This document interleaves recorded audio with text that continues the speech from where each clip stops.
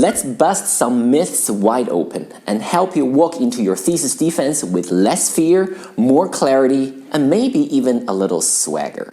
Myth number 1. You have to memorize everything. Nope, you don't need to memorize everything. You need to understand everything and be able to explain it as best as you can.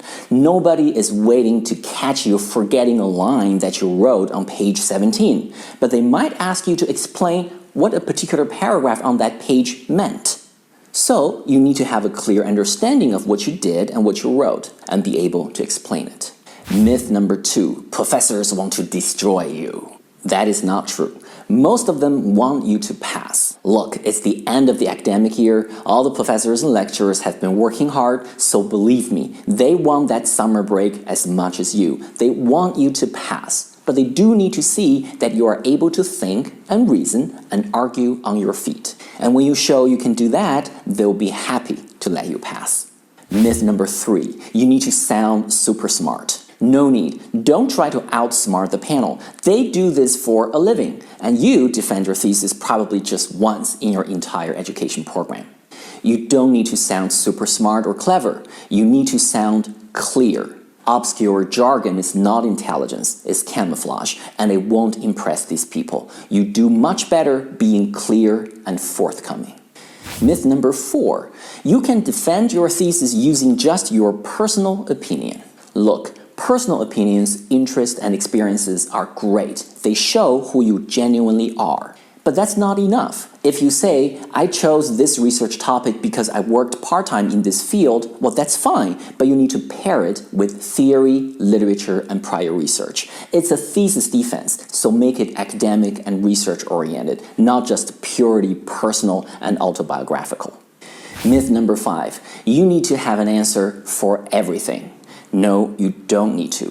When I defended my thesis years ago, I thought I had to prove that I knew everything. That was a mistake, because I couldn't have possibly known everything. You could try to know everything there is to know about your thesis, but you don't know what questions the panel will ask.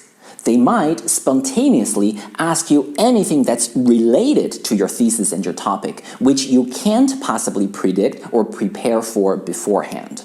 What really matters is showing that you can think, reason, and argue when challenged.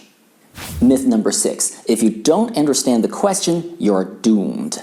Not true. If a question is confusing or unclear, ask for clarification. Say, just to make sure I understood you correctly, are you asking about? That's completely fine. I have seen it many times that a professor rambles on and asks a question that's completely unclear, so it is perfectly fine to politely ask for clarifications. Most panelists will be happy to rephrase their question and help you understand it better. Now, let's get into some nuanced and messy stuff. Myth number 7, the panel is totally objective and fair. It's adorable if you were to think that. Assessors are humans too. They might not like the research topic, or they might not like your research supervisor. And yes, if they have had a bad experience with you in a previous course, they might even carry that in as well.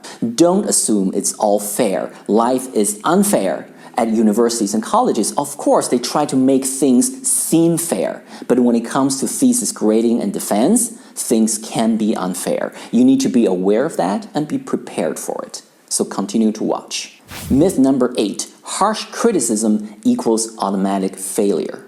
Wrong. Sometimes harsh feedback is just part of the process, it's part of the game. Professors might throw some tough questions at you because they believe you can handle it, or because they simply want to see what kind of reactions they get from you. So don't panic. Respond with acknowledgement and logic. That's what they want to see.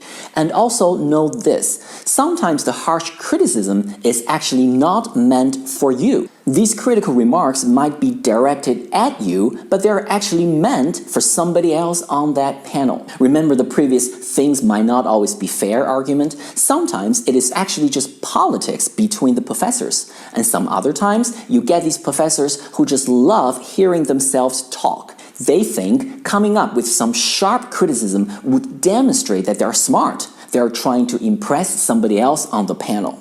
I know it's pathetic, but it happens. So don't panic over harsh criticism. Don't take it personally, just be professional. Respond with acknowledgement and logic. That's what we do in a thesis defense.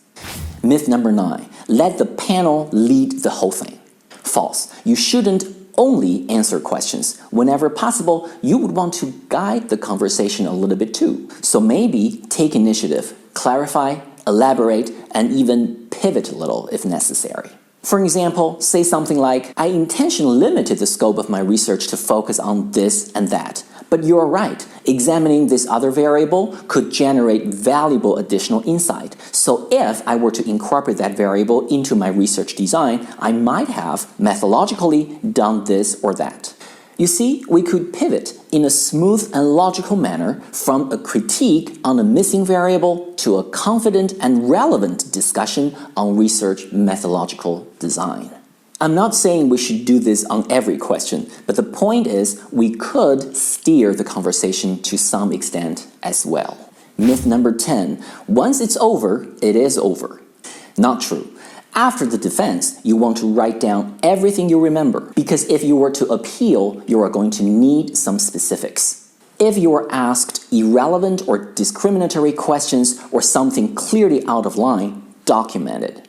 Appeals need evidence. Notes help. Take some time and get it down on paper while it's still fresh. In conclusion, your thesis defense isn't about proving perfection. It's about showing that your brain works in real time. What's a myth that you believed in or something important that I missed? Share your experiences and thoughts in the comments, and let's help the next batch of students survive this thing. Check out my other videos on thesis defense. I am sure you will find them helpful and interesting. Good luck preparing for your defense. I wish you a lot of success, and remember to have a little fun. Try to enjoy it, because you've earned it.